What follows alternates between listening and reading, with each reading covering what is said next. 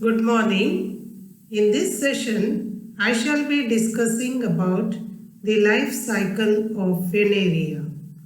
This topic is included in the unit Bryophytes of the second semester.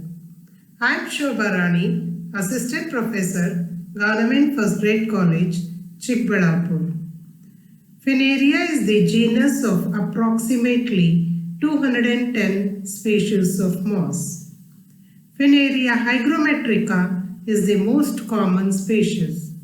It is cosmopolitan, that is worldwide in distribution from tropics to Arctic.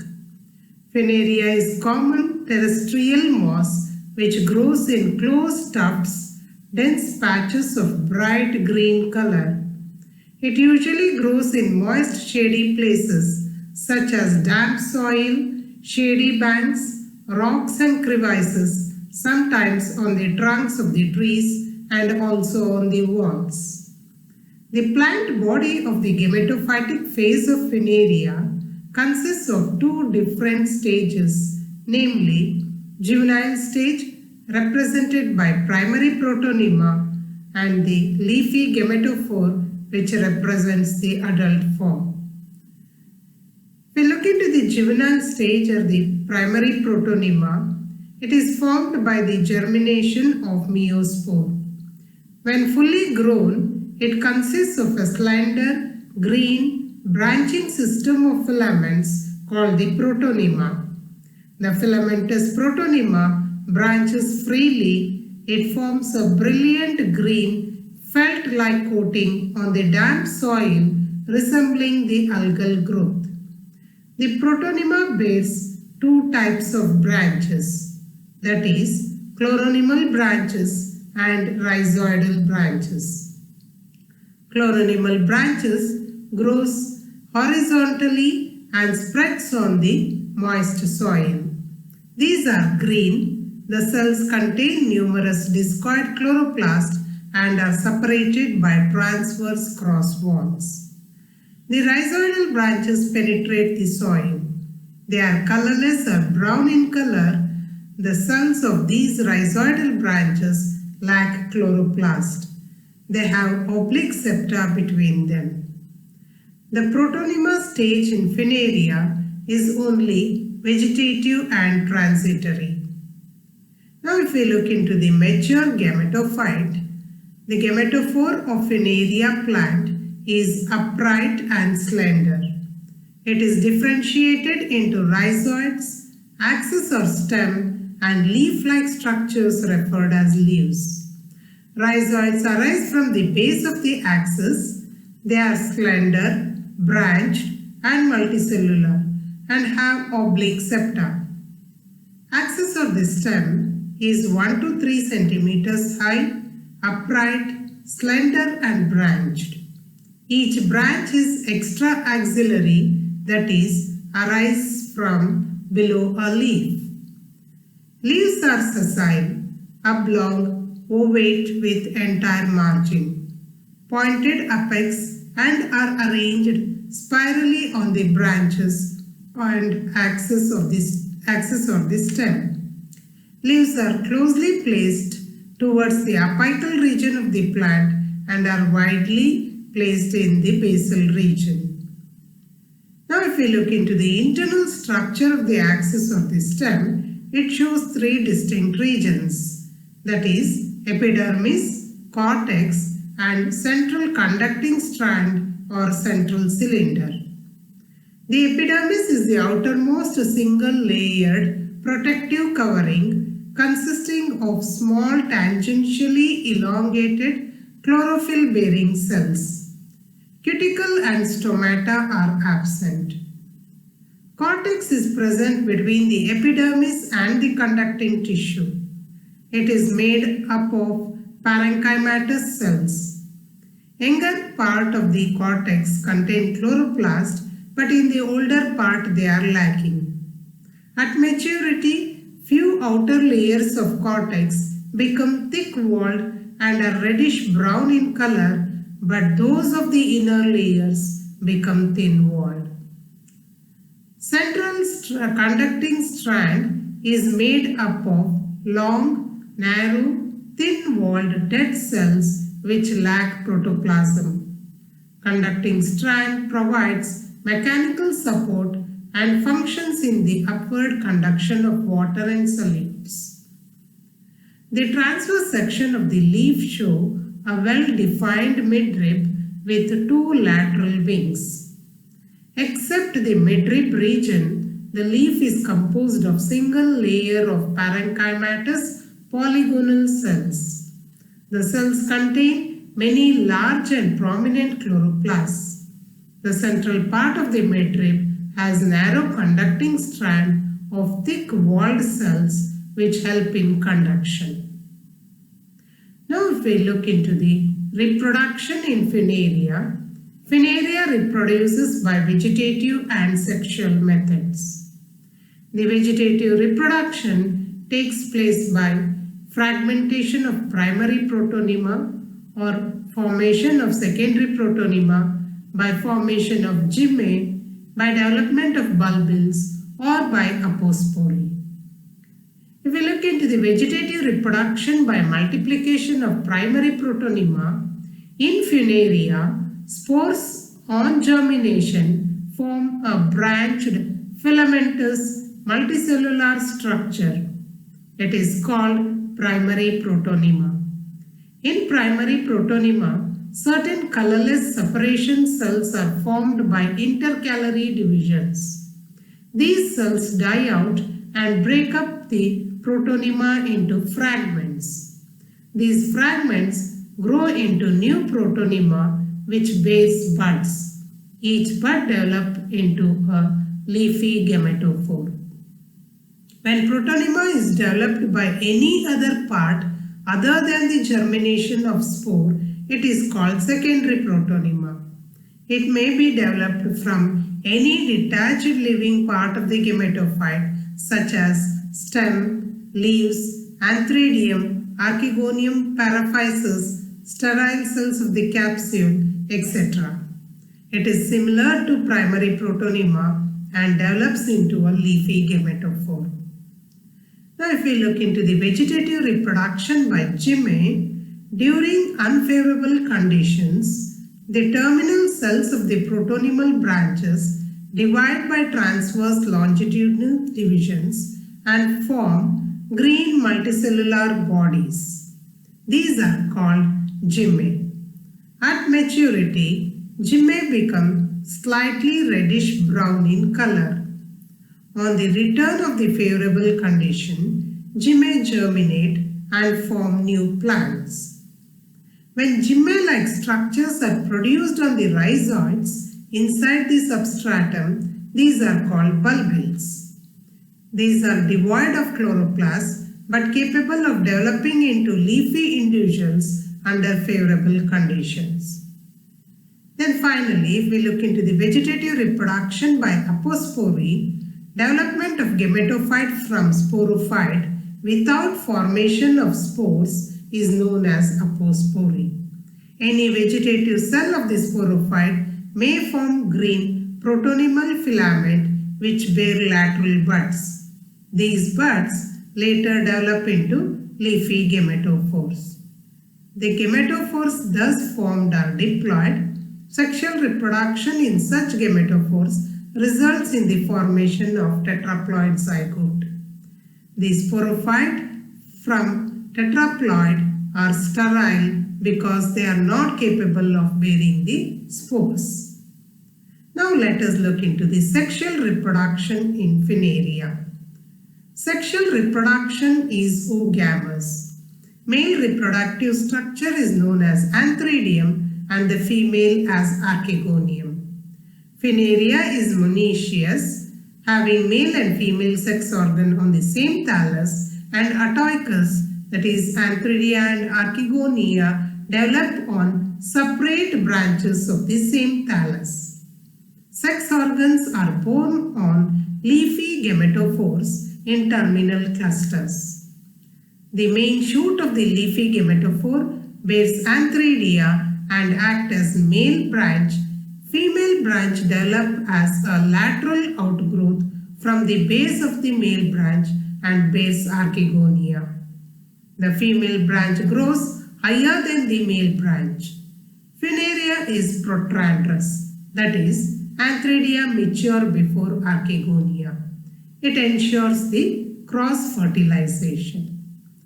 Now if we look into the male branch of the antheridiophore, the longitudinal section shows that its apex is expanded and convex shaped. It bears large number of reddish brown or orange antheridia in different stages of development.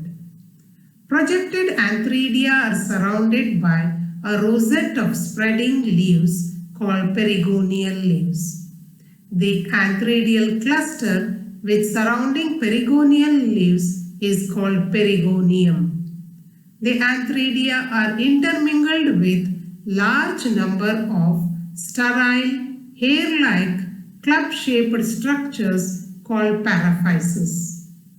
Paraphyses store water, protect developing antheridia, help in photosynthesis and dehiscence of antheridia.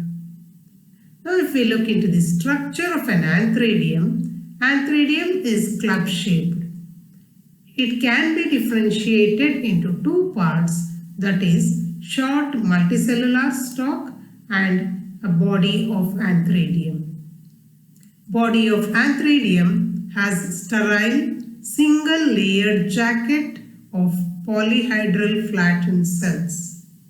When young, the cells of the jacket contain chloroplast which turn orange or reddish brown at maturity. Jacket encloses a large number of androcytes or antherozoid mother cells.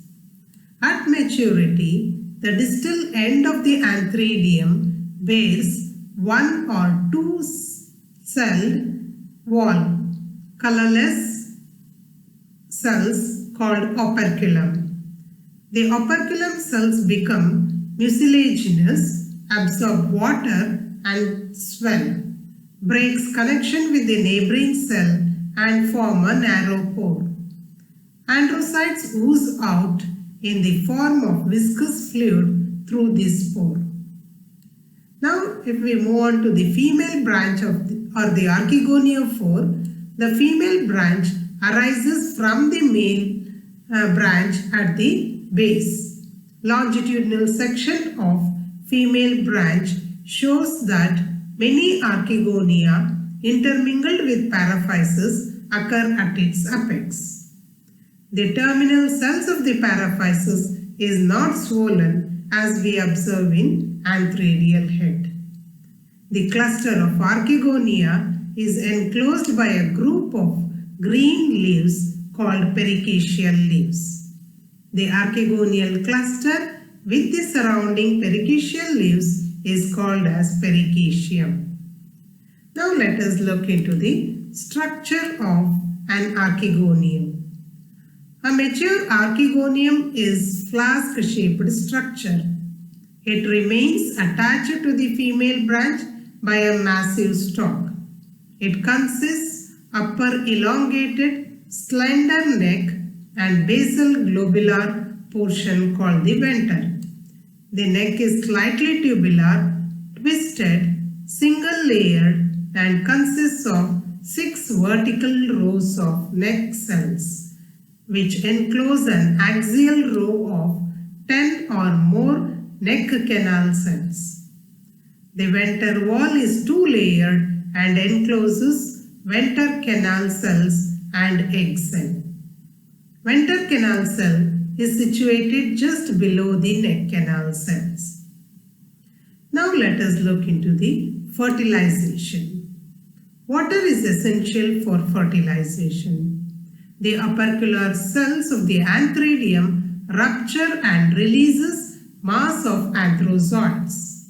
When archegonium reaches maturity, the neck canal cells and venter canal cells disintegrate to form a mucilaginous mass.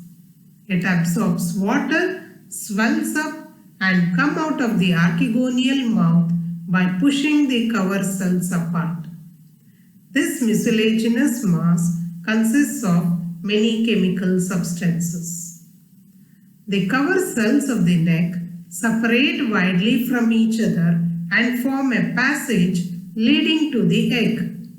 Rosette-like perigonial leaves serves as a splash cup from which raindrops disperse anthrozoids to some distance. Many anthrozoids enter the archegonial neck because of the chemical response, but only one of them fuses with the egg to form a zygote. Fertilization ends the gametophytic phase. The diploid zygote represents the first cell of sporophytic generation and divides to form a sporophyte.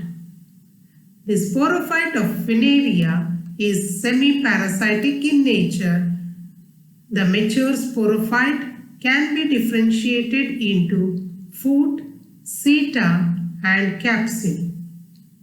Foot is the basal portion of the sporogonium. It is small, dagger-like conical structure embedded in the apex of the female branch. It functions as anchoring and absorbing organ.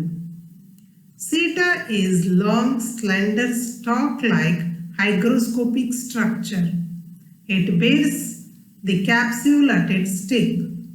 It raises the capsule above the apex of the leafy gametophore. Its internal structure is more or less similar to that of the axis. Capsule is the terminal part of the sporophyte and is developed at the apex of the seta. It is green in color when young, but at maturity it becomes bright orange colored. It is covered by a cap-like structure called calyptra. Now let us look into the internal structure of the capsule. The longitudinal section of the capsule shows that it can be differentiated into three distinct regions, that is apophysis, theca, and opercular region. Apophysis is the basal sterile part of the capsule. It is bounded by the single layered epidermis, which is interrupted by stomata. The stomata have single ring-like guard cells. Below the epidermis is the spongy parenchyma. The central part of the apophysis is made up of elongated, thin-walled cells forming a conducting strand. The apophysis is the photosynthetic region and connects seta with the capsule. Theca is the middle, slightly bent, spore-bearing region of the capsule. It lies between the apophysis and operculum. In this region, the epidermis is the outermost layer. It is single-layered with or without stomata. Hypodermis is present below the epidermis and it consists of 2 to 3 layers of compactly arranged colorless cells. Spongy parenchyma consists of 2 to 3 layers of loosely arranged chlorophyllous cells.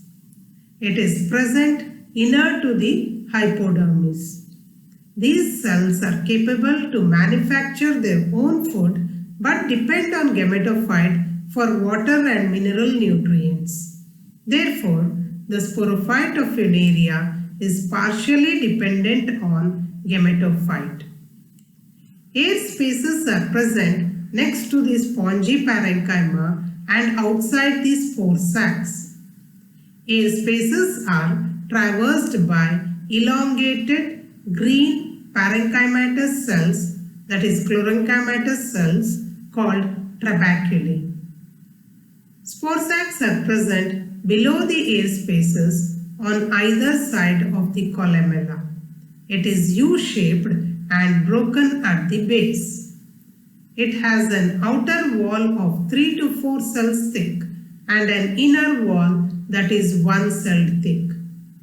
Between the outer wall and the inner wall is the cavity of the spore sac. When young, the cavity of the spore sac is filled with many spore mother cells. At maturity, the spore mother cells divide by meiotic division and forms haploid spores. Columella is the central part of the theca region. It is made up of compactly arranged colorless parenchymatous cells. It is wide above and narrow below, connecting the central strand of apophysis. It helps in conduction of water and mineral nutrients. Operculum is the upper region of the capsule. It is dome-shaped and consists of 4 to 5 layers of cells. The outermost layer is thick-walled and called epidermis. Operculum is differentiated from theca by a well-marked constriction. Just below the constriction, there is a diaphragm or a rim. It is composed of 2 to 3 layers of radially elongated pitted cells. Immediately above the rim is annulus, which consists of 5 to 6 superimposed layers of cells.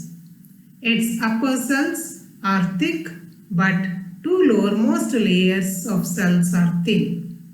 Annulus separates the theca from the operculum. Below the operculum lies the peristome. Peristome is attached below to the edge of the diaphragm. The peristome consists of 2 rings of radially arranged peristomial teeth. In each ring, there are 16 teeth. The teeth are simply the strips of the cuticle. The teeth of the outer ring are conspicuous red with the thick transverse bands, while the teeth of the inner ring are small, delicate, colorless and without transverse bands. Inner to the peristomial teeth lies a mass of thin-walled parenchymatous cells. The fertile region in the capsule comprises archisporium lined by outer and inner spore sac. Archisporium is endothelial in origin. The spore mother cells by meiosis form tetrads of spores and elaters are absent. Now let us look into the dehiscence of the capsule. Finaria dehisces along a predetermined line. Dehiscence of the capsule is achieved by breaking off of annulus. As the capsule matures, it becomes inverted due to epinastry. The thin-walled cells of the annulus break away, the operculum is thrown off and the peristome teeth are exposed. The outer peristome teeth, also referred as exostome, are hygroscopic. The inner peristomial teeth or endostome do not show any hygroscopic movement, but act as a sieve, allowing only a few spores to disperse at a time. The lengthening and shortening of the outer peristomial teeth helps in the dispersal of spores. In high humidity, the exostome absorbs water, increase in length and curve inwards. In dry weather, the exostome teeth lose water, bend outward with jerky movements.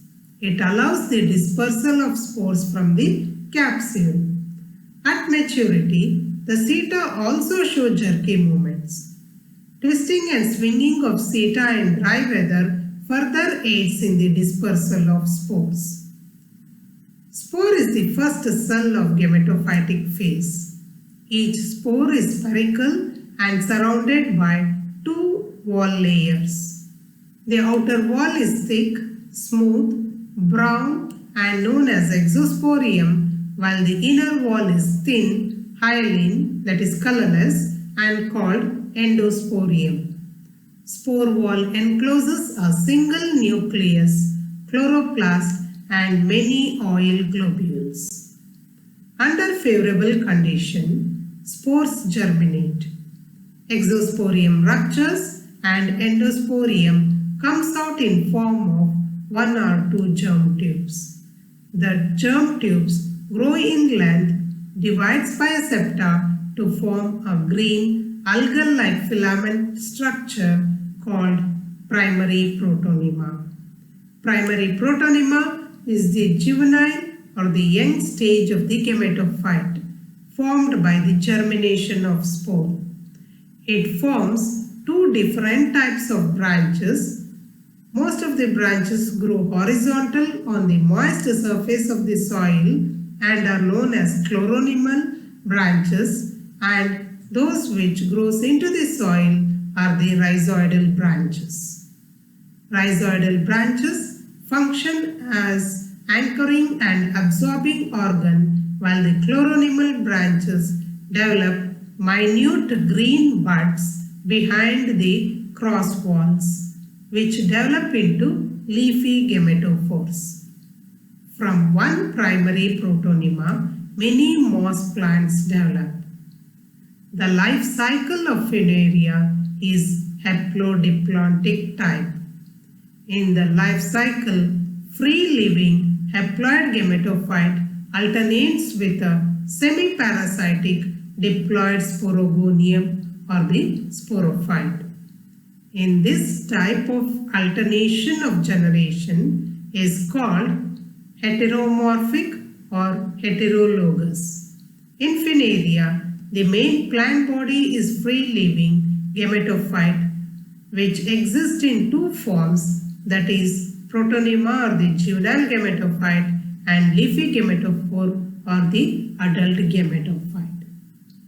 So, this was the brief description of life cycle of Funaria. Thank you.